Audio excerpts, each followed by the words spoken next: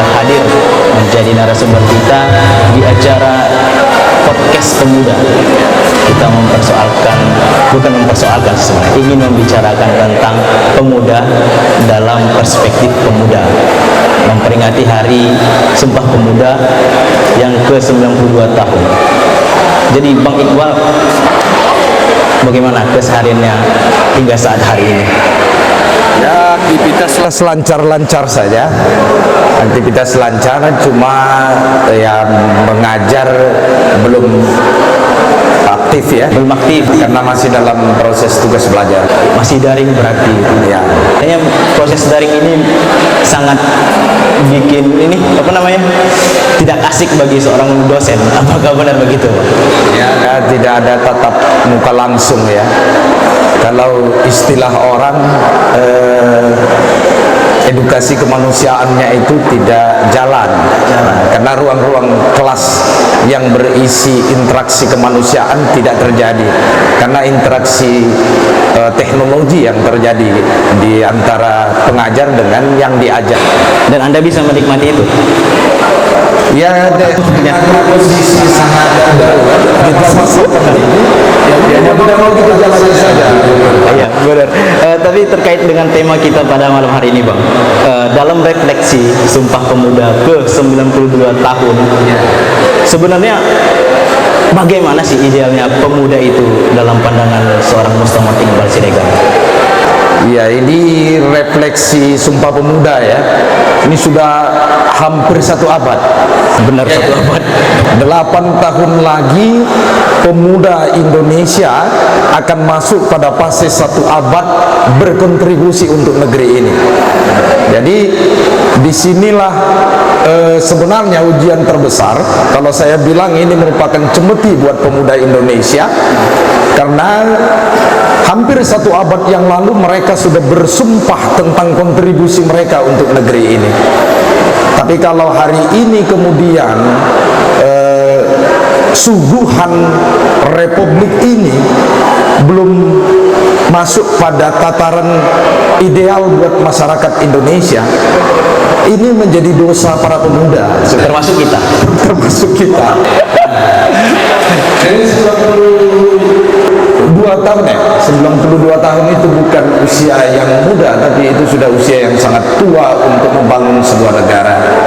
Nah, jadi kalau bicara bagaimana kita sebagai pemuda, idealnya kita sebagai pemuda, tentu kita sebagai pemuda harus mengisi kemerdekaan itu. Ini kalau Bung Karno bilang kan, beri aku 10 pemuda, niscaya akan aku goncangkan dunia. Itu berarti pemuda merupakan titik epicentrum gempa dunia.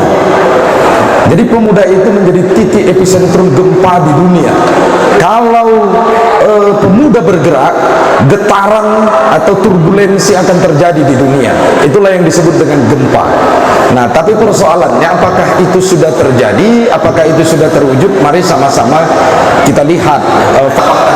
Karena kalau kita cermati juga, Bang, kota Sibolga, kita ambil skala kecil dulu lah, di kota kita tercinta ini, kita sudah kelebihan 10 ini. Kayaknya sudah ada 10.000 pemuda di kota Sibolga. Namun goncangannya tetap tak ada, Bang. Ya, kan quote-quote begini kan motivasi untuk kita. Sebenarnya sudah sangat banyak pemuda, tapi kadang ada yang berpersepsi justru goncangan itu nggak terasa. Benar. Nggak terasa, walaupun kalian pemuda ini banyak, nggak terasa. Nah, kalau Tan Malaka bilang begini, idealisme itu adalah kemewahan terakhir yang hanya dimiliki oleh pemuda. Jadi sebenarnya kelemahan kita di idealisme ini.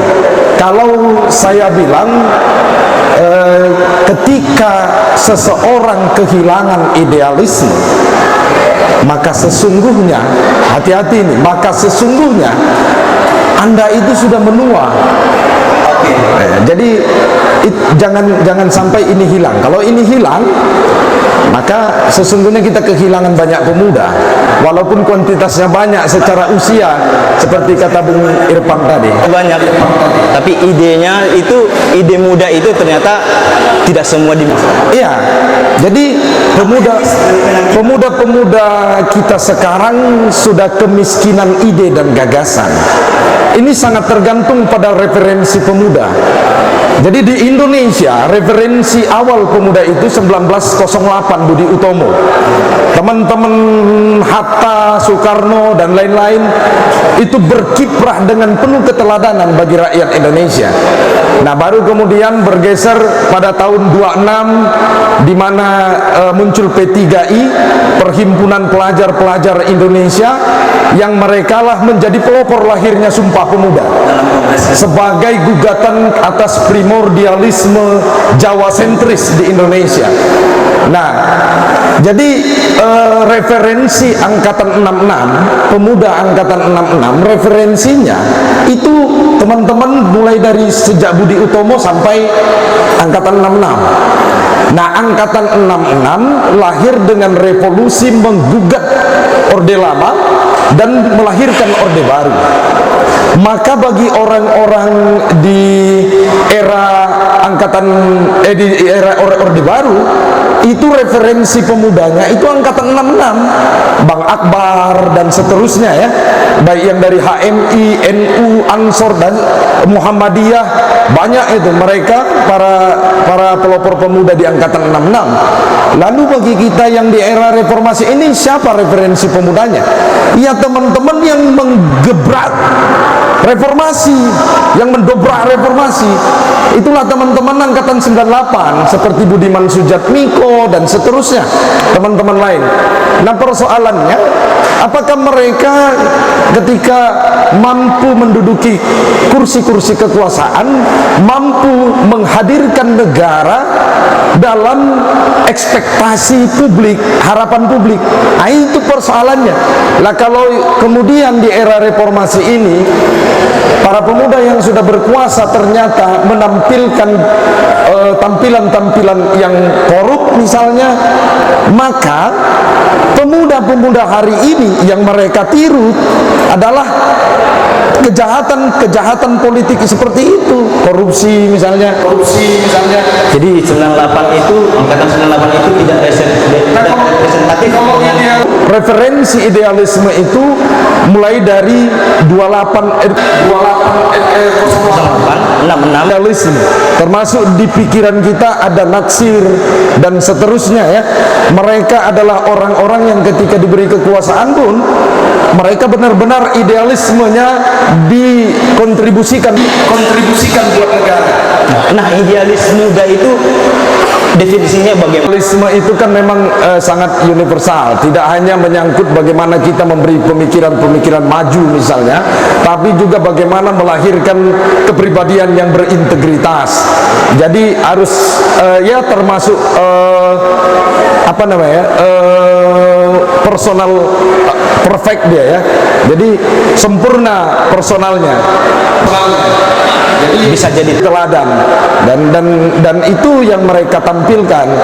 Nah, kalau di angkatan 66 yang terkesan muncul adalah otoritarianisme itu, dan itu menjadi gugatan pemuda reformasi terhadap Orde Baru.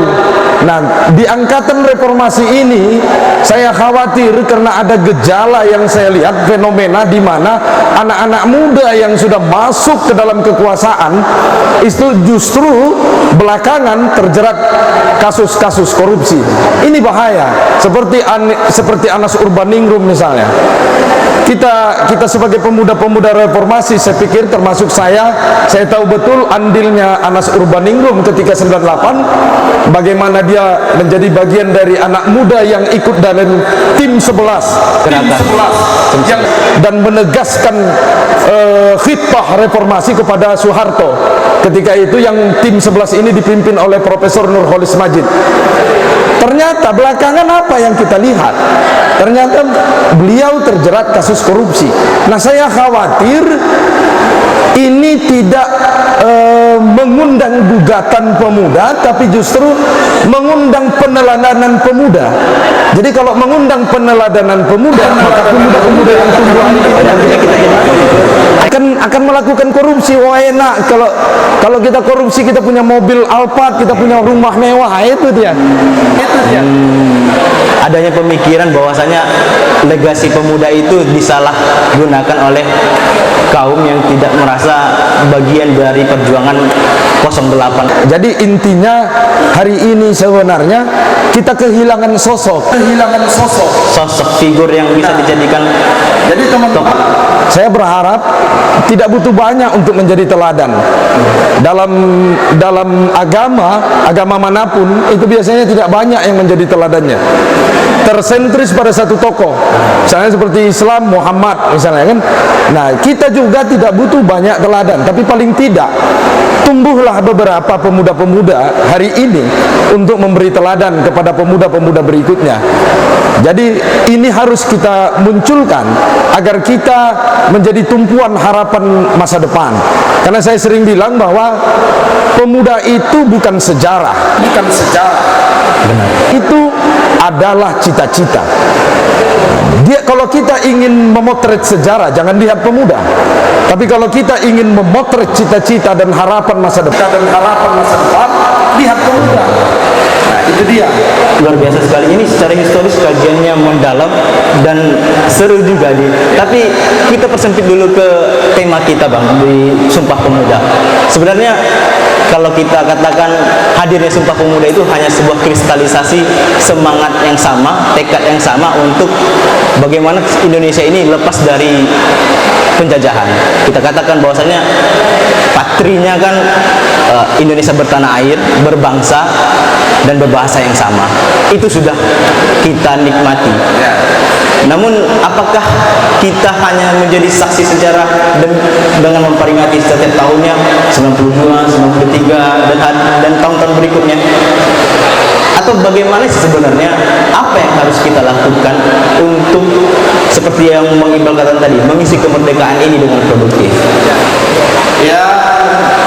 Saya pikir statement-statement atau konsensus atau deklarasi apapun namanya seperti Sumpah Pemuda itu hanya sebuah retorika yang harus diterjemahkan dalam bahasa bumi. Artinya kita benar-benar harus merealisasikan semua itu. Itulah bentuk bagaimana kita mengisi kemerdekaan ini. Nah, jadi misalnya contoh, kalau pemuda hari ini belum bisa menerima the other, orang lain yang berbeda, misalnya yang berbeda, tidak membangun toleransi, itu berarti tidak sesuai dengan deklarasi Sumpah Pemuda, itu misalnya. Nah, jadi bagaimana kita mengisi ini? Tentu dalam berbagai multidimensi kehidupan, kita punya bakat, kita punya skill yang kita miliki masing-masing. Termasuk hari ini acara yang dibuat oleh teman-teman ini, bagi saya untuk konteks Kota Sibolga ini termasuk acara-acara kreatif yang perlu dikembangkan. Nah, beginilah cara-cara kita mengisi kemerdekaan di berbagai bidang kita. Mari kita lahirkan gerakan-gerakan yang sesuai dengan tantangan zaman dan membuat sejarah baru. Seperti tadi 9E deklarasi Sumpah Pemuda itu lahir sebagai perlawanan atas primordialisme. Lalu kemudian Angkatan 66 lahir untuk membumi hanguskan komunisme, melawan PKI yang kemudian melahirkan Orde Baru sebagai antitesa terhadap komunisme. Lalu kemudian di era reformasi ini kita lihat sama-sama apa tantangannya. Kira-kira Bung Irfan, apa tantangan pemuda hari ini? Saya berganti jadi hostnya, tapi ini seru memang. Kalau saya melihat, boleh sih jawab ya, Bang? Iya. Ya, oke. Tantangan pemuda hari ini itu kesadaran. Karena menjadi pemuda, karena kalau kita katakan kembali ke peraturannya 15 sampai 40 tahun. Nah, sadarnya ini bagaimana sebenarnya menjadi pemuda itu dia tidak tahu bagaimana sih caranya menjadi pemuda, padahal dia sudah di usia itu. Jadi kan sebenarnya kita sudah pemuda itu kan melekat 3 hal: punya ide, punya waktu untuk mengaktualisasikan diri, dan dia bisa berkarya. Yang 3 hal ini mungkin tidak relevan untuk orang tua, kita katakan itu hanya dimiliki anak muda. Mungkin jawaban saya begitu. Bang, Jadi terbalik, saya yang host ya, saya yang moderator. Jadi consciousness ya, sebuah kesadaran. Jadi kalau di para petapa memang atau orang-orang tasawuf itu tingkat kesadaran, consciousness, atau dalam kata lain ma'rifat misalnya, itu termasuk tingkat di mana kita bisa betul-betul menyadari siapa diri kita, siapa Tuhan kita, siapa lingkungan kita, dan bagaimana kita harus bersikap. nah, kalau sedikit lagi kita serempet isu di Kota Sibolga ini, menjelang kontestasi pilkada, mungkin semua orang sibuk membicarakan tentang pemilu kada 2020 yang cukup hangat, mungkin apalagi di masa pandemi media sosial ini dipantau oleh banyak pihak.